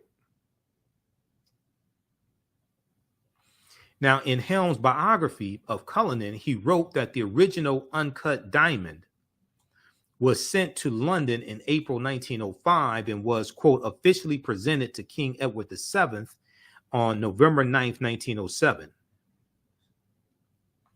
In 1908, Ashers of Amsterdam cut and polished the diamond into 9 large stones and about 100 smaller stones. All of the stones are now part of British regalia, according to Britannica.com. So the 9 large stones and approximately 100 smaller stones are all now part of British regalia, according to Britannica.com. Now, the Great Star of Africa was the largest stone cut from the Cullinan diamond at 530.2 carats. It is the largest clear-cut diamond in the world.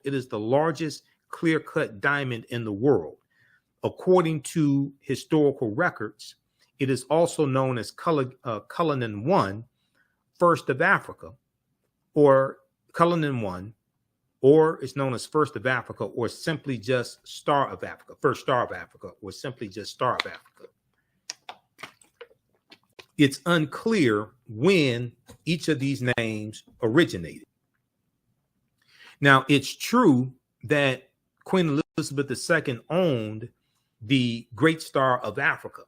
The diamond part of the British crown jewels is currently part of the sovereign's scepter, also sometimes referred to as the imperial, also sometimes referred to as the imperial scepter or royal scepter.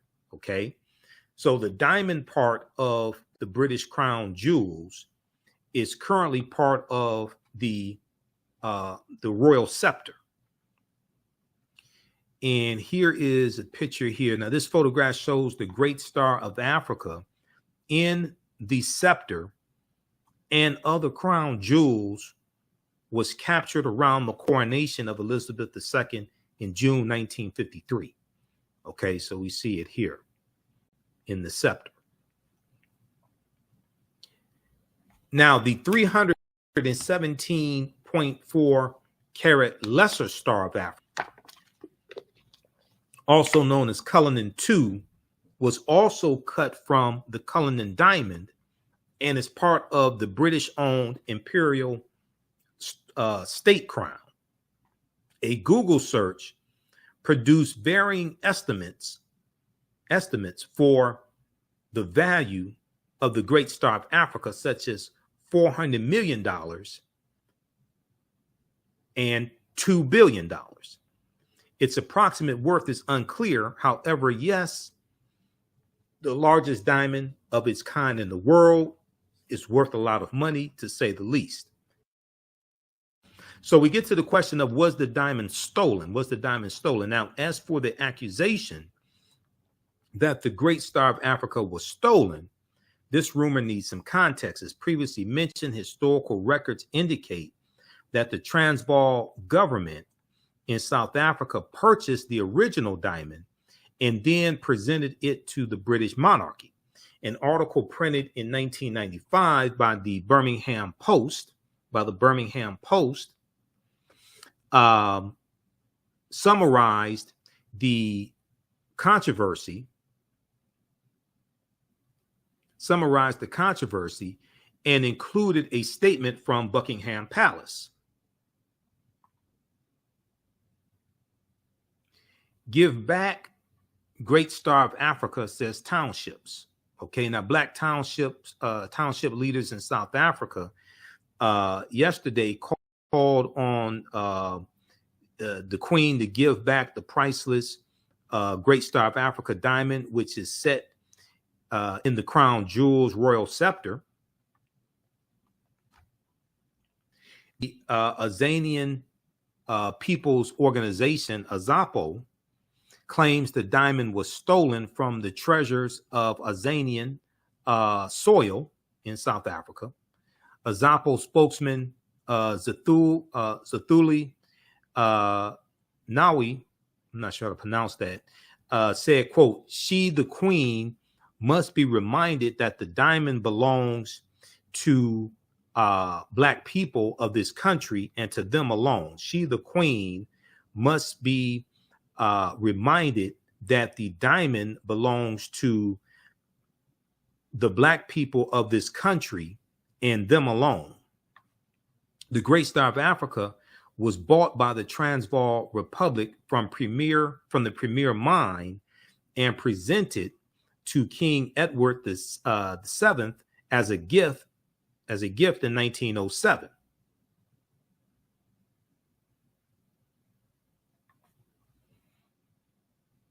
Said a Buckingham Palace spokeswoman.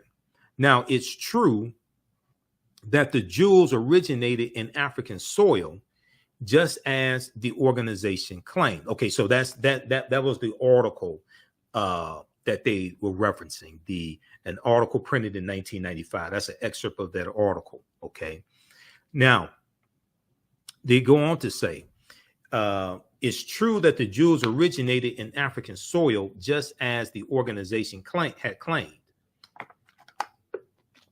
Whether or not all of the details surrounding the purported purchase and transfer of the jewels constituted a theft would appear to be matter of opinion.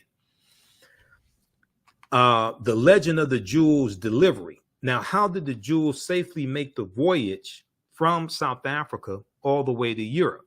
According to the Associated Press, there's a legend that it was supposedly simply sent just in the mail. Okay. Then they have some information there dealing with that.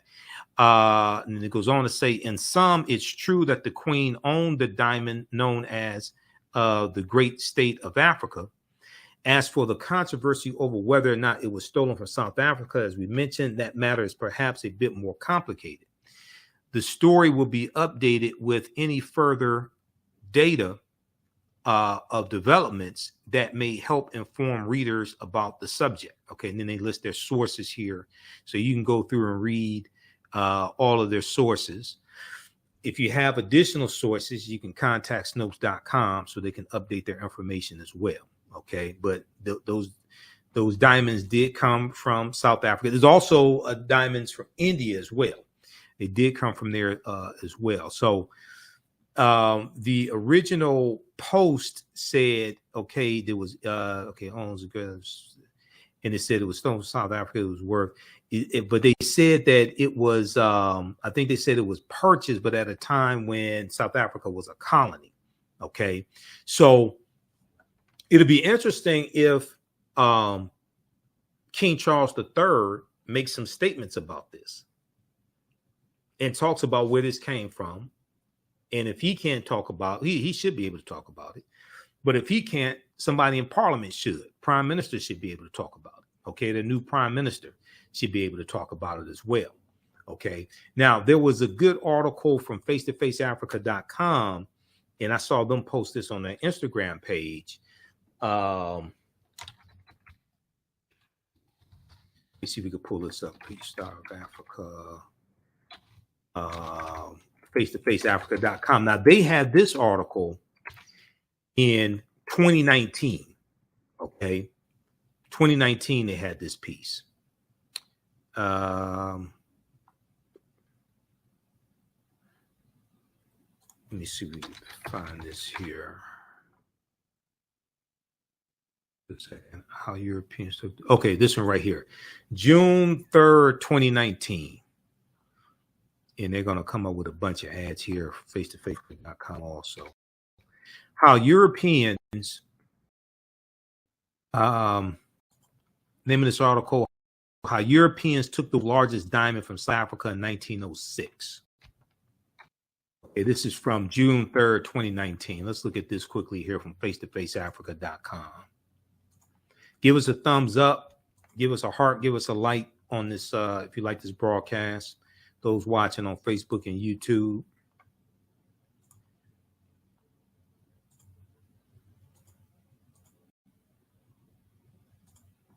How Europeans took the world's largest diamond from South Africa in 1906 and made it the British crown jewel. Okay, July 3rd, 2019. This is written by, who wrote this?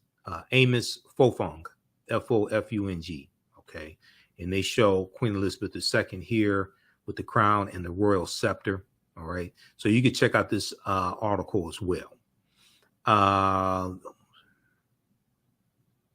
Though most African states have successfully recovered some of their taken valuables from colonial masters, the world's largest diamond, referred to as the Star of Africa, that was taken from South Africa during colonization, might never leave the British crown jewel collection.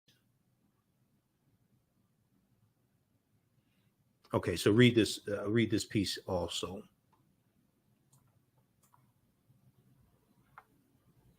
Good article from face-to-faceafrica.com. This one right here from CNN, and more articles and stories are being done in mainstream media now after that initial like 24 hours or so, dealing with colonialism, Great Britain and colonialism and slavery and things like this.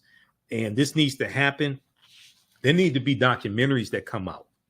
The real history needs to come out. In this way, help with the push for reparations.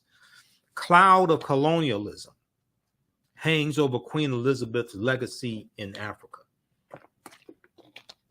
This came out Saturday, September 10th, 2022. Now, here is a picture. This is Queen Elizabeth. She's in Kenya. I think she's in Kenya here. This picture here, okay, with the African troops in Kenya. Okay, so it talks about the death of Elizabeth II has prompted an outpouring of reflection and reaction, but not all was grief. Some young Africans instead are sharing images and stories of their own elders who endured a brutal period of British colonial history during the Queen's long reign. This one here, I cannot mourn. One wrote on Twitter, posting an image of what she said was her grandmother's movement pass, a colonial document which prevented free travel for Kenyans under British rule in the East African country of Kenya. Another wrote that her grandmother used to narrate to us how they were beaten and how their husbands were taken away from them and left to look after the kids during colonial times. May we never forget them. They are our heroes, she added. Now, their refusal to mourn highlights the complexity of the legacy of the Queen, who, despite widespread popularity, was also seen as a symbol of oppression, in parts of the world where the British Empire once extended. Now this, so right here, yeah, Queen Elizabeth II inspects men of the newly named Queen's own Nigeria Regiment. Yeah, this is Nigeria Regiment, Royal West African Frontier Force at Kaduna Airport, Nigeria, during her Commonwealth tour on February 2nd, 1956. That's what this is depicting. This is in Nigeria.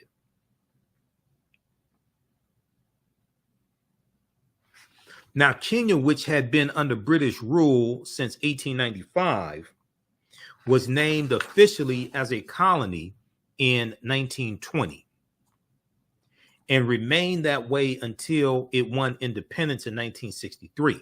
Among the worst atrocities under British rule occurred during the Mau Mau uprising, or the Mau Mau rebellion, which started in 1952, the year Queen Elizabeth II took the throne.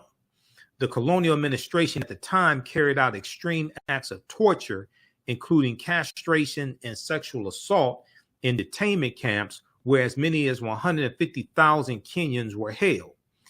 Elderly Kenyans who sued for compensation in 2011 were ultimately awarded 19.9 million British pounds by a British court to split between the more than 5,000 claimants. So yeah, it was about I think it was about 5,300 claimants in that lawsuit. The UK Foreign Secretary at the time, William Hague, Hague, said the British government recognizes that Kenyans were subject to torture and other forms of ill treatment at the hands of the colonial administration. The British government sincerely regrets that these abuses took place and that they marred Kenya's progress towards independence. If you had not have colonized them, they wouldn't have to declare independence.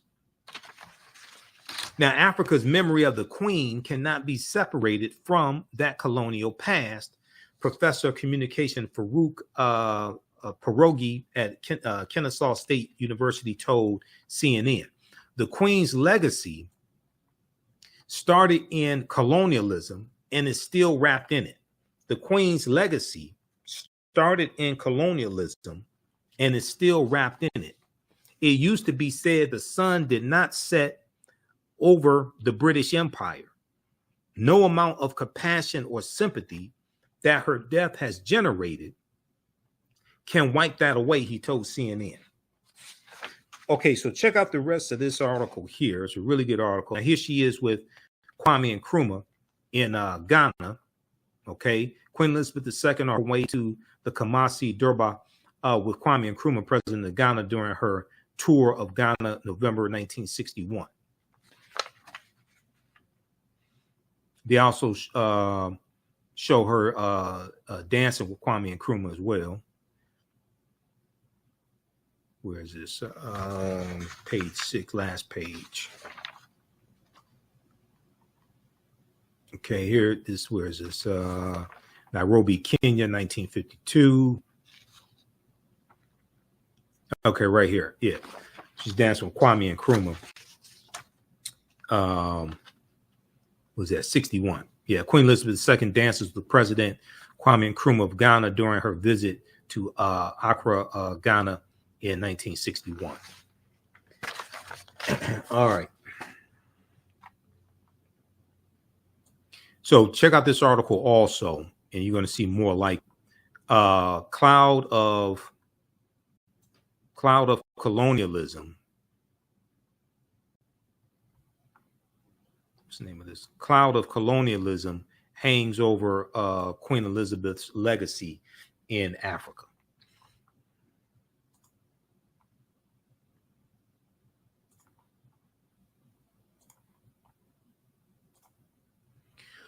All right. I want to just go over just a few brief things that we cover in the 8-week online class that just started up Saturday. Ancient Kemet, the Moors, and the Ma'afa, Understanding the Trans Slave Trade, what they didn't teach you in school. And our next class is scheduled to normally be on Thursdays. Since I was ended up doing a broadcast last Thursday because Queen Elizabeth II passed away, we didn't have class last Thursday. We did it on Saturday, September 10th. Okay, so next class is going to be Thursday, September 15th. It's going to be Thursday, September 15th is going to be class number 2. Now, if you don't have to be in class, you don't have to be present in class. I don't take attendance, anything like that.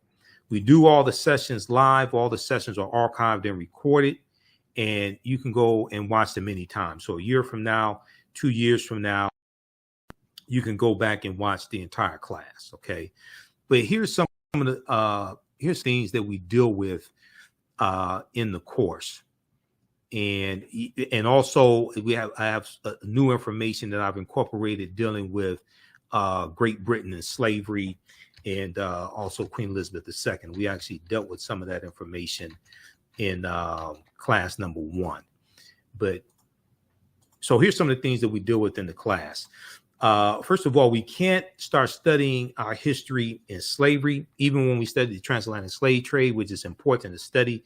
We can't start studying in 1619 or in the 1440s when the Portuguese get involved. We have to understand the history chronologically and deal with the 800-year occupation of Europe by the Africans known as the Moors, who entered the Iberian Peninsula, today known as Spain and Portugal, in 711 AD.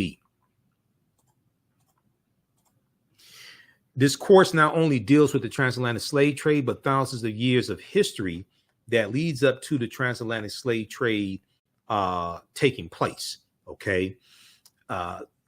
We know that August 20th, 1619 marked the 400th year anniversary. August 20th, 2019, I should say, marked the 400th year anniversary of those 20 and odd Africans who came into Point Comfort on the White Lion pirate ship, August 20th, 2019. Okay. In what will later be called the colony of Virginia,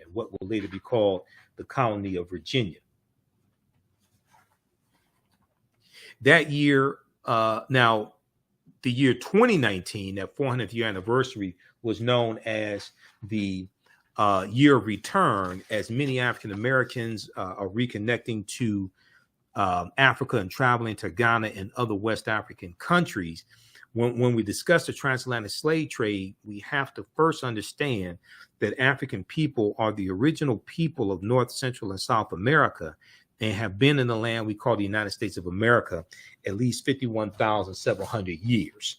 And I referenced Dr. David Imhotep's book, The First Americans Were Africans, Documented Evidence, as well. And he's a friend of mine. I've interviewed him